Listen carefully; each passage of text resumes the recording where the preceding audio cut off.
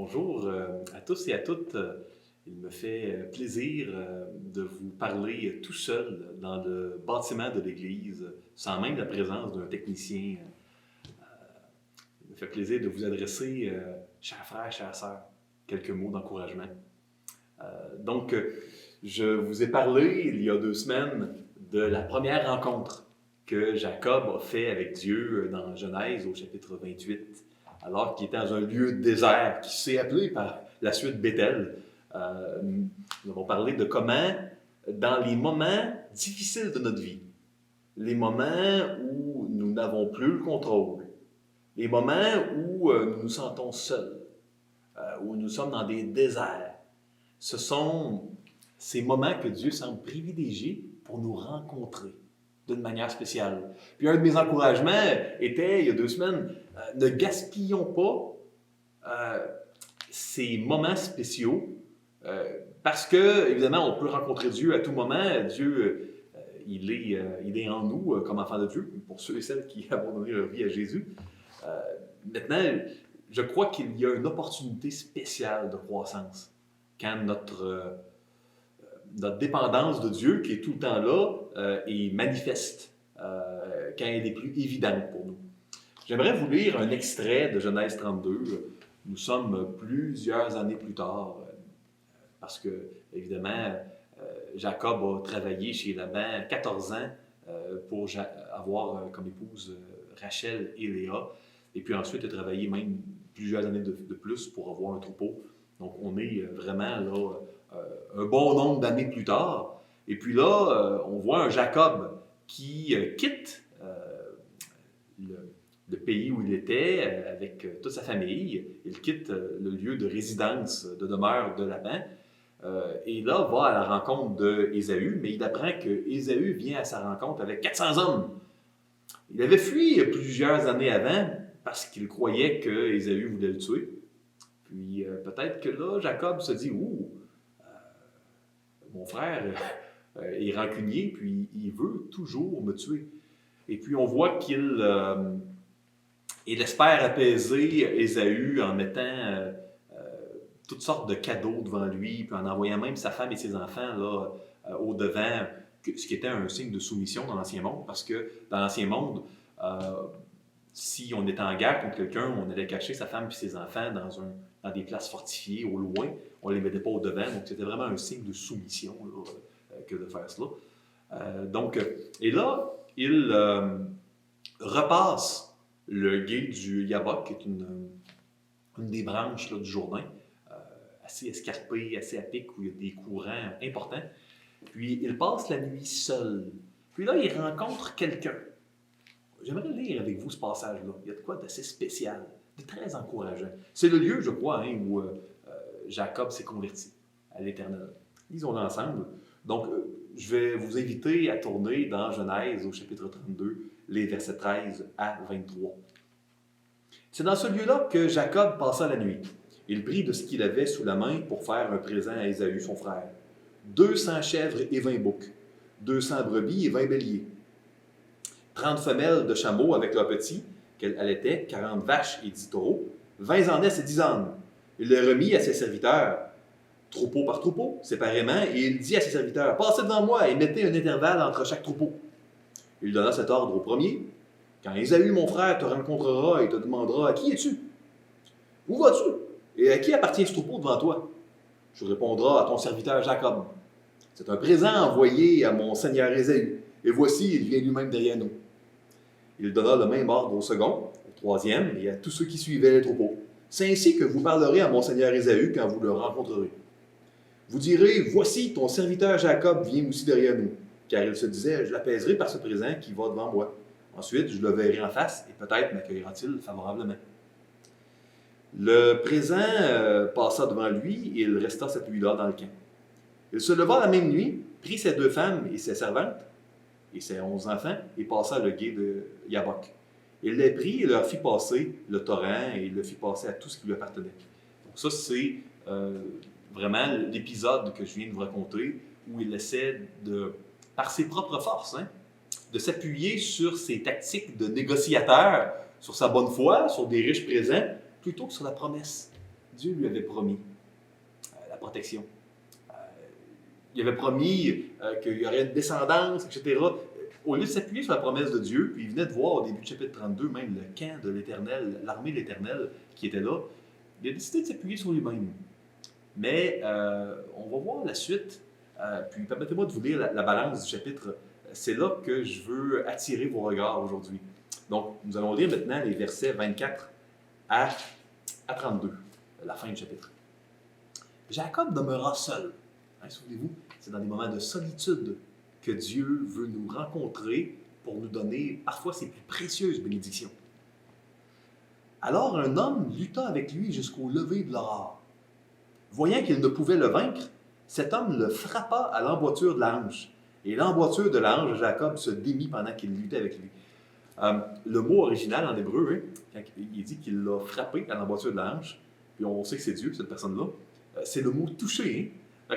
Ça nous montre un peu la force que l'assaillant, Dieu, avait.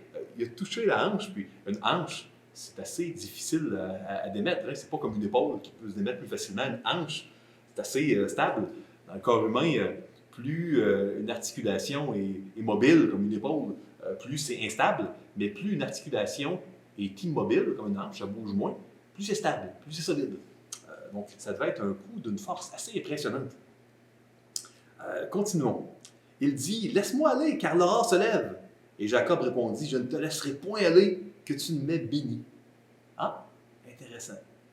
Il lui dit, « Quel est ton nom? » Il répondit, « Jacob. » Qui veut dire tricheur, menteur en hébreu ancien.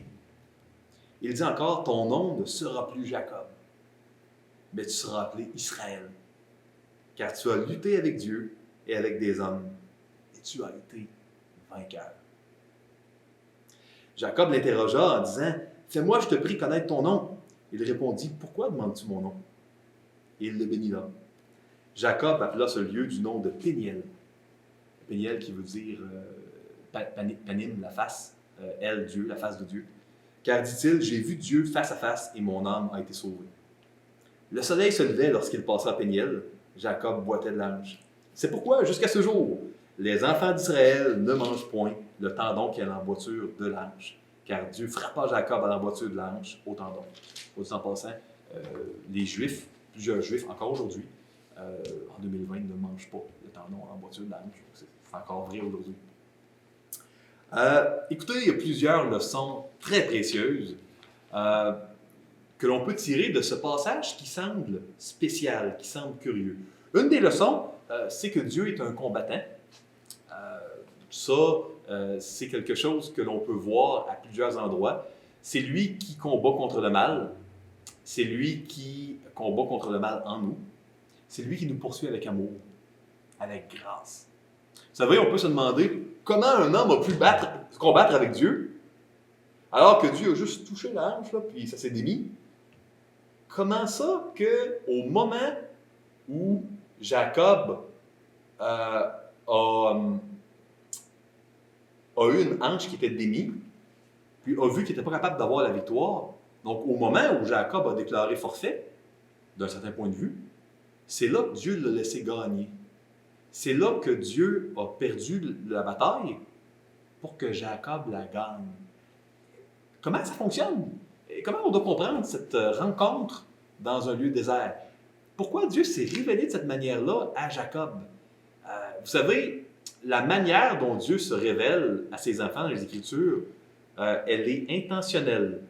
Dieu se révèle dans un feu dévorant à un Moïse qui va devoir libérer le peuple au moyen de jugement et de fléaux, les esclaves d'Égypte. Dieu se révèle comme un général, un chef d'armée à Josué, dans Josué 5, un Josué qui va devoir avoir un ministère vraiment axé sur la conquête du pays promis, de l'héritage des enfants de Dieu. Je pourrais continuer la liste. Dieu se révèle à Ézéchiel sur le bord du fleuve Kébar, dans Ézéchiel 1, avec la vision de la gloire de Dieu. Puis c'est effectivement la présence de la gloire de Dieu au milieu du peuple, en exil même, au milieu du châtiment. Ça va vraiment colorer le cœur du message d'Ézéchiel. Pourquoi? À un Jacob qui a toujours voulu tout contrôler, s'appuyer sur lui-même, contrôler même Dieu.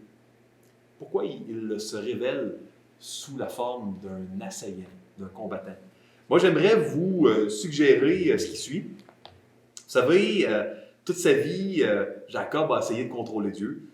Il pensait que c'était Ésaü, son ennemi, qui avait combattu toute sa vie, mais dans le fond, la personne que Jacob avait combattu toute sa vie, c'était Dieu. Il avait fui le plan de Dieu, il avait choisi de ne pas s'appuyer sur les promesses de Dieu. Il a toujours cherché à faire des choses à sa manière, peu importe les tuiles qui lui tombaient sur la tête. Puis, on voit qu'il y a un moment où Jacob a changé. Il a complètement changé d'attitude, ce qui est la définition de la repentance, non? Puis, au lieu de le vaincre, il veut que l'étranger le bénisse puis lui révèle son nom. Maintenant, l'homme veut partir avant le lever du soleil parce que personne ne peut voir Dieu et vivre. C'est la même chose dans Exode, au chapitre 32, 33, 34. On voit que Moïse peut voir Dieu de dos, mais pas son visage, parce que personne ne peut voir Dieu et vivre. Donc, c'est pour ça que c'était de nuit, pour pas que Jacob voie son visage. C'est ce que je crois. Maintenant, on voit que Dieu indique le moyen pour Jacob d'obtenir grâce, la foi. Jacob, il sait très bien que Dieu est finalement son assaillant, que ce n'est pas n'importe quel homme, que ce n'est pas Ésaü ou un homme d'Ésaü, que c'est Dieu. Les versets là, que je vous ai lus à la fin le montrent. Et puis, c'est malheureux que Dieu ait si souvent à permettre des blessures pour nous faire réaliser les vérités les plus précieuses. Ici, c'est l'endroit où Jacob a eu un changement de nom. Dans l'Ancien Monde, notre nom représentait qui on était. Changer de nom, c'était changer d'identité. C'est l'endroit où Jacob, quand il a changé d'attitude, quand il a arrêté de combattre Dieu, puis a décidé de s'appuyer sur lui. C'est le moment où Jacob a décidé de se soumettre à Dieu, puis Dieu s'est laissé battre pour que lui, Jacob, puisse gagner. C'est le moment où on a changé le nom de Jacob, et puis de menteur tricheur, Dieu a eu le pouvoir de changer son nom, puis de l'appeler Israël, donc celui qui a insisté, combattu, insisté, persévéré avec Dieu, et qui a prévalu, survécu, était capable. Il y a plusieurs manières de traduire ces mots-là. Puis, ça a été un moment marquant. Par la suite, le narrateur dans la Genèse, souvent, va appeler, dans certaines circonstances, Jacob, Jacob, dans d'autres, Israël, selon s'il marche avec son ancienne, le vieil homme en lui, ses anciennes habitudes, ou s'il marche avec foi. C'est criant dans le récit de Joseph, dans Genèse 37 jusqu'à 49. Donc, écoutez, on peut maintenant voir certainement le parallèle avec nous. À la croix, Jésus-Christ, il a perdu le combat pour qu'on puisse gagner, pour que lui aussi puisse gagner. Puis il y a cette dichotomie-là qui est paradoxale. Il a pris sur lui nos péchés, et il est mort pour ça, mais il est ressuscité. Puis parce que lui est mort à la croix, ben on est mort à la croix parce qu'il a ressuscité, il est sorti du tombeau. Ben nous aussi on est ressuscités. Donc à tous ceux et celles qui veulent mettre leur foi en Jésus-Christ, croire en Jésus et devenir son enfant, sa propriété, il y a le salut éternel. Si on arrête de s'appuyer sur nos propres moyens, parce qu'on réalise dans des moments comme celui de pandémie que de toute manière, on ne contrôle rien, puis c'est quasiment pathétique comment on ne contrôle rien, on le voit. Malgré nos meilleurs efforts, notre technologie, on est aussi puissant qu'il y a 2000 ans, 3000 ans. Vous savez, notre technologie, puis toute notre société, ne nous a pas rendus plus autosuffisants qu'avant, seulement donné plus d'illusions d'autosuffisance. Si dans un moment de pandémie, notre clairvoyance, à cet égard, devient plus aiguisée, moi, mon message, c'est allez à Jésus-Christ. Que vous soyez croyant ou que vous ayez auparavant jamais mis votre foi en Jésus, mettez votre foi en Jésus-Christ. Que vous soyez membre de l'Église ici, ou non, mettez votre foi en Jésus. Puis le fait d'être membre de l'Église ne veut pas dire que présentement, vous êtes en train de saisir les promesses de Dieu et de vous appuyer sur lui. À vous qui êtes croyants, appuyez-vous sur Jésus. Il va prendre soin de vous. Oui, on fait notre possible pour être diligent et responsable, mais pour ce que vous ne pouvez contrôler, mettez ça dans les mains du Seigneur. Faites-lui confiance. Choisissez de mettre Dieu à l'épreuve à cet égard-là et de lui faire confiance. Choisissez d'accepter ce que sa main va vous amener, peu importe c'est quoi. Faites confiance à la providence de Dieu, au fait que les plans de Dieu sont parfaits, même si son agenda diffère parfois du nôtre. Puis à vous qui n'êtes pas chrétien, mettez votre foi en Jésus-Christ afin de devenir un enfant de Dieu. Durant le temps où c'est possible de le faire. Moi, je vous encourage à mettre votre foi en Jésus. Les gens qui sont élus vont, par la grâce irrésistible de Dieu, mettre leur foi en Jésus tôt ou tard durant leur vie ici-bas. En espérant que cet encouragement-là puisse être bon pour vous, le Seigneur, il est là. Il est là dans les moments de solitude, dans les moments de blessure, les moments de souffrance. Il est au contrôle. Et c'est lui qui veut prendre la souffrance. C'est lui qui veut perdre pour que l'on gagne. C'est ça l'Évangile. Et il va prendre soin de nous. Il veut faire une œuvre de transformation. Et il n'est pas sujet au coronavirus. Que Dieu vous bénisse. Le Seigneur vous aime profondément.